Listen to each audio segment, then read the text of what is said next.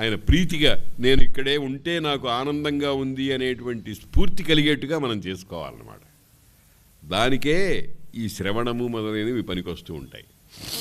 అలా కాకపోతే ముళ్ళ మీద కూర్చున్నట్టు కూర్చుంటారు కొంతమంది, ఎప్పుడు వెళ్ళిపోదామా అన్నట్టుగా ఉంటుంది.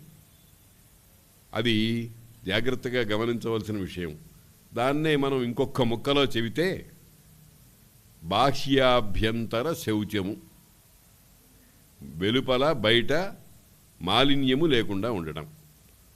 మనం గుడిలో, మన ఇంట్లో, దేవుడి మందిరంలో ఎక్కడ దుమ్ము ధూళి లేకుండా నిన్న వేసిన పువ్వులన్నింటినీ కూడా తీసి పక్కన పెట్టేసి చాలా ఫ్రెష్గా తయారు చేస్తాం. ఇది బాహ్య శౌచం.